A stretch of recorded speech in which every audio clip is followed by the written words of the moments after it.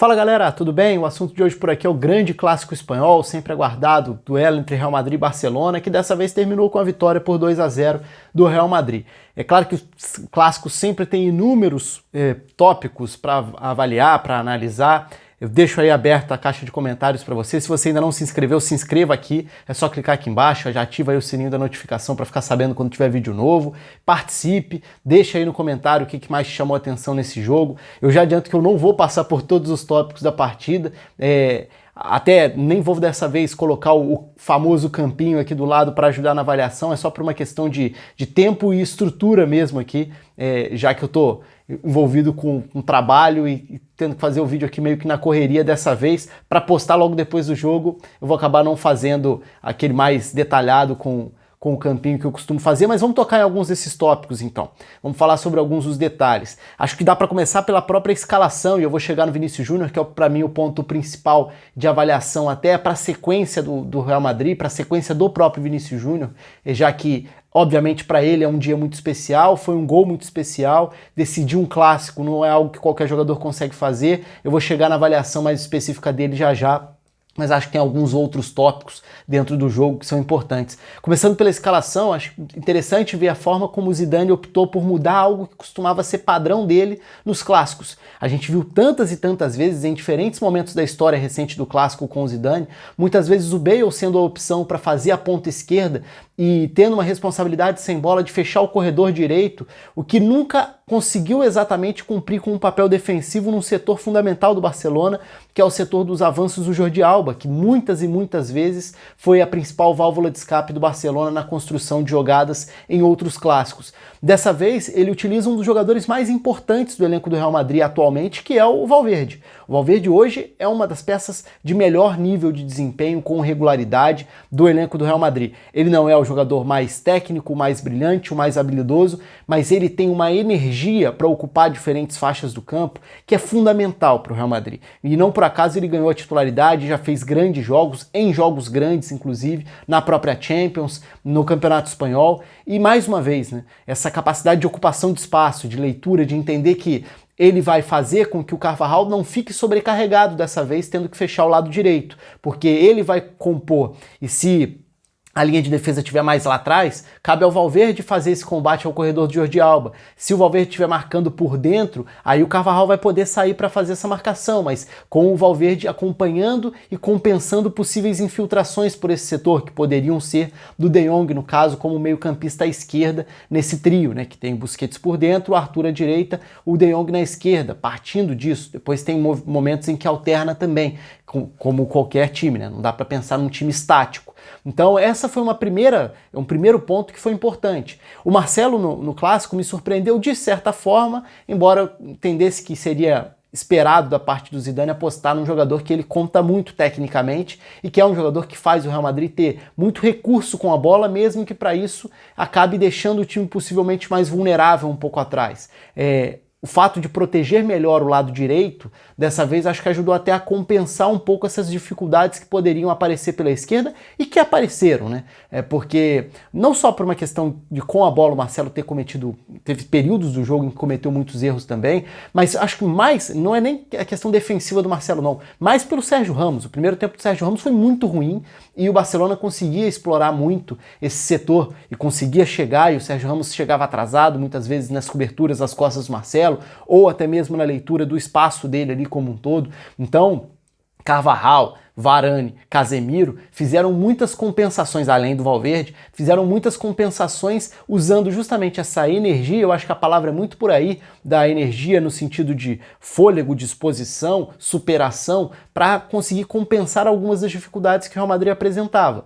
E no restante do campo, eu comecei falando sobre a escalação do Real Madrid, então até para terminar, né? E aí com a volta do Toni Kroos, que é uma peça fundamental, né? Foi uma surpresa ter ficado fora na Champions, porque é o jogador que dita a qualidade, é o termômetro da distribuição, do passe, da qualidade no centro do campo. É um jogador muito regular em bom nível, fez grande início de temporada também.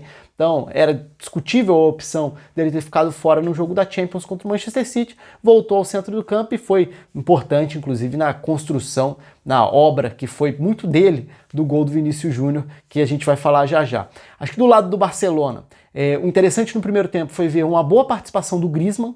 Então, se no lado do Real Madrid o Benzema no primeiro tempo era quem oferecia saída para que o Real Madrid pudesse correr muitos metros e chegando muito ao Vinícius Júnior para fazer esse papel de correr pelo lado esquerdo, com o lado direito dando esse suporte, ocupando a faixa sem bola, no lado do Barcelona o Griezmann foi quem conseguiu dar boas opções na primeira etapa. Foi acho que um ponto importante, porque a gente tem batido nessa tecla ultimamente, de como o Barcelona é um time que tem a bola, mas que agride muito pouco, mas que cria muito pouco efetivamente, que constrói menos do que deveria para quem muitas vezes tem um controle da posse de bola. Nesse jogo foram trechos, né? Eu acho que o jogo foi equilibrado durante boa parte do tempo. No primeiro tempo eu diria até que o Barcelona conseguiu ter mais momentos de domínio do que o Real Madrid, embora o Real Madrid encontrasse algumas escapadas. O Barcelona teve chances claras, parou no Courtois, teve oportunidades, pelo menos duas, teve a bola com duas com o Courtois, teve pelo menos também aquela chance que o Griezmann acaba finalizando para fora. Não tinha a alternativa que o Jordi Alba geralmente dá, também pelo que eu comentei antes, a questão do lado direito do Real Madrid melhor protegido do que em outros clássicos, e tinha do outro lado, aí sim, defensivamente, um papel importante da dupla Semedo e Piqué. E o Piqué, mais uma vez, ganhou muitos duelos na marcação, né? O próprio Semedo também conseguiu muitas vezes se recuperar bem em duelos ali contra o Vinícius Júnior, então não acho que tenha sido um problema o lado que acaba originando o gol depois, mas não por isso. O Piqué, de novo, como em muitos clássicos, né? O Piqué tem uma série de grandes clássicos na carreira, um jogador que costuma crescer muito nesses jogos e de novo deu conta de muitos desses duelos, fazendo bem esse setor. O que faltou mais uma vez foi que o meio-campo do Barcelona conseguisse aliar um pouco mais dessa profundidade, que até apareceu em alguns momentos, por exemplo, quando o Busquets lança o Messi naquele belo lançamento do primeiro tempo, uma das boas chances que o Barcelona teve. Em alguns momentos pela movimentação do Griezmann, o Vidal foi quem complementou esse trio, mas do trio de meio campo, o Arthur foi quem mais deu opção e fez uma boa primeira etapa, ajudando a qualificar o passe num Barcelona que conseguia incomodar o Real Madrid por ficar com a bola. Porque por mais que o Barcelona hoje seja um time pouco criativo na questão de aproveitar melhor o tempo que tem a bola nos pés, ficar muito tempo com a bola num clássico significa tirar o Real Madrid da zona de conforto, né? Porque aí nesse caso são dois times que querem ter a bola, que gostam de trabalhar a bola. Então o fato do Real Madrid ser obrigado a ficar menos com a bola já tira o Real Madrid desse conforto, por mais que tivesse também jogadores com essa disposição sem bola para marcação. E na segunda etapa isso muda muito pelo crescimento do Real Madrid em determinado momento, quando a pressão começa a encaixar um pouco mais, e aí essa agressividade, aí de novo a gente volta para a questão da energia, porque a energia é o fôlego, é a disciplina, é a coordenação, e é a agressividade, no bom sentido da palavra, para marcar, para sufocar, para pressionar, e o Real Madrid começa a encaixar algumas recuperações de bola, uma sequência no campo de ataque que empurra o Barcelona, que tira um pouco essa saída do Barcelona, e que muda um pouco a confiança do jogo também. Então, no segundo tempo, o Real Madrid toma conta muito a partir dessas características. E aí, claro, de novo, detalhes que decidem clássicos. Tantos clássicos nos últimos anos foram equilibrados ou até pareceram desequilibrados no fim das contas, mas tiveram um placar decidido por detalhes, porque é aquele momento em que o jogo pode ir para um lado ou para o outro. E esse clássico, mais uma vez, teve trechos em que foi muito aberto, em que teve correria para um lado, correria para o outro, campo para correr de um lado, campo para correr do outro. O próprio segundo tempo, dessa vez, teve períodos assim. Por mais que o Real Madrid já encorpasse com essa marcação encaixando um pouco mais, na segunda etapa ainda chegou a ceder espaços. Pouco antes do gol, o Braithwaite, que tinha acabado de entrar, recebe uma bola em profundidade nas costas do Marcelo e tem mais uma chance. Então o Barcelona também teve chances, embora na segunda etapa tenha tido ainda mais dificuldade para encaixar jogadas. E mais uma vez, como já tinha acontecido no próprio jogo da Champions, né, contra o Napoli, o Messi sem conseguir produzir. Então o Messi sendo muito mais limitado nas ações dele. Fosse por uma atuação de menor precisão, porque a gente está acostumado, né? A gente está acostumado a ver o Messi no nível mais alto do mundo, ou também por ações defensivas do Real Madrid. E aí acho que entra o ponto fundamental, já citei outras vezes no vídeo, mas a forma como o Real Madrid passa a ganhar as divididas, a forma que disputa cada posse de bola, a forma como alguns dos jogadores aparecem em todas as partes do campo, para mim é a forma que explica um pouco de como o ânimo, o clima, a confiança muda. E nisso o Valverde foi até a última gota de suor, saiu exausto, e aí o banco do Real Madrid também ajudou a definir a partida. O Mariano entra no finalzinho, né? Até curioso, porque ele era uma opção nada convencional para entrar em campo e acaba fazendo o gol que decreta a vitória. Mas para entrar especificamente na questão do Vinícius Júnior, aí a gente fala sobre alguns aspectos diferentes. Por quê? É um resultado importante para o Real Madrid, pensando do ponto de vista da classificação, pensando do ponto de vista da rivalidade. É um resultado construído por um gol do Vinícius Júnior, o que dá moral para qualquer jogador que marque num clássico desse tamanho, decidindo um jogo desse, ganha moral, ganha prestígio, ganha confiança, e isso é muito importante para essa curva de desenvolvimento do Vinícius Júnior. Por quê? O Vinícius Júnior é um jogador que tem muitas virtudes, muito potencial e algumas dificuldades, né, algumas carências que são muito nítidas também. Só que geralmente as avaliações são muito 880, né, são muito extremas. Então você olha e fala, é o melhor ou é o pior? Não é nenhuma coisa nem outra. Agora, o Vinícius Júnior hoje tem uma capacidade, não é de hoje, né?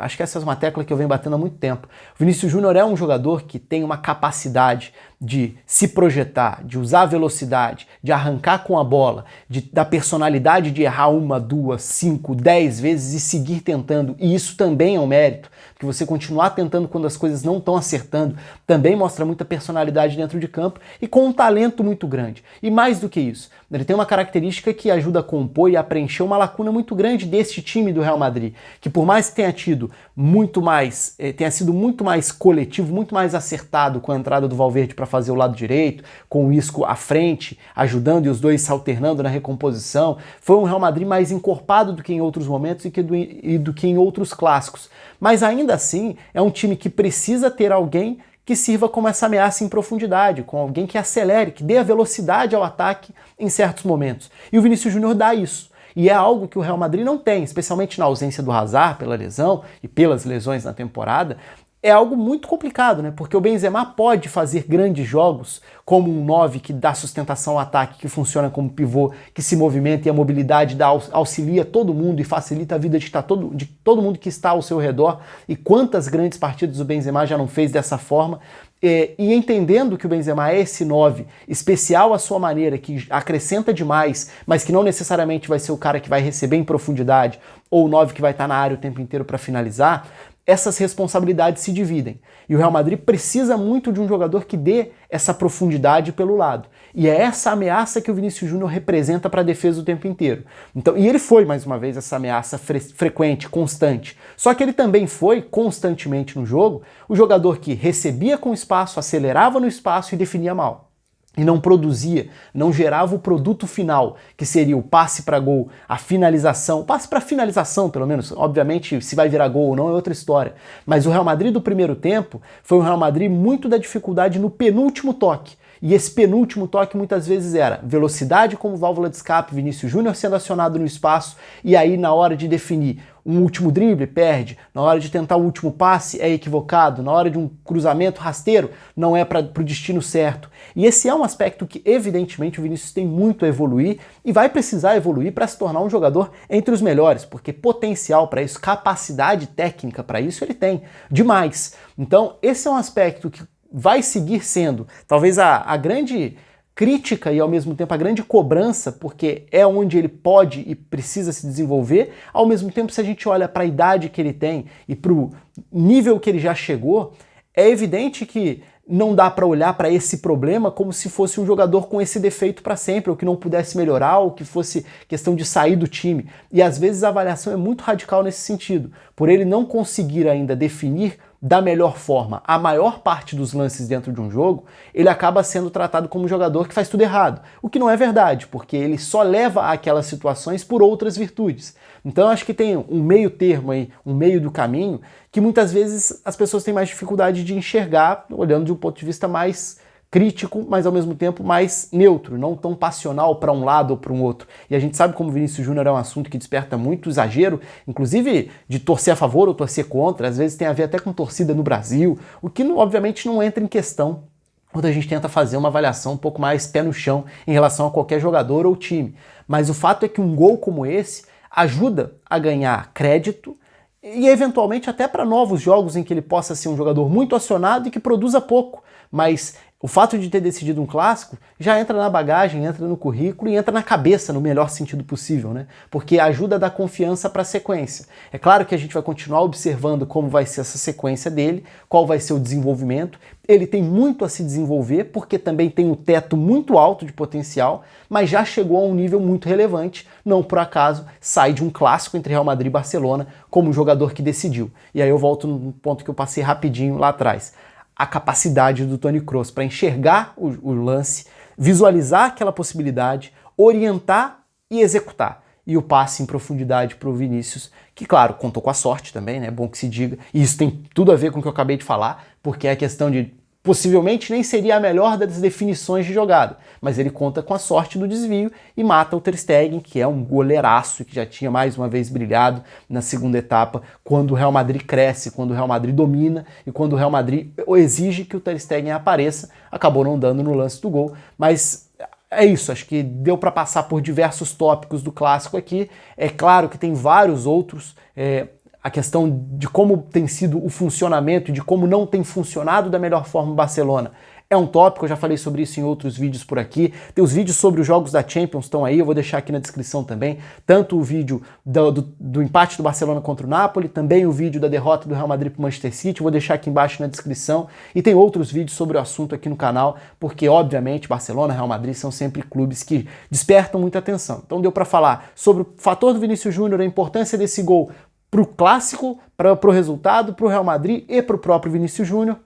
A questão de jogadores que foram grandes destaques do Real Madrid na partida e também algumas das dificuldades do Barcelona. Conta aí com os comentários de vocês, se inscreva no canal se você ainda não se inscreveu. Um abraço e até a próxima.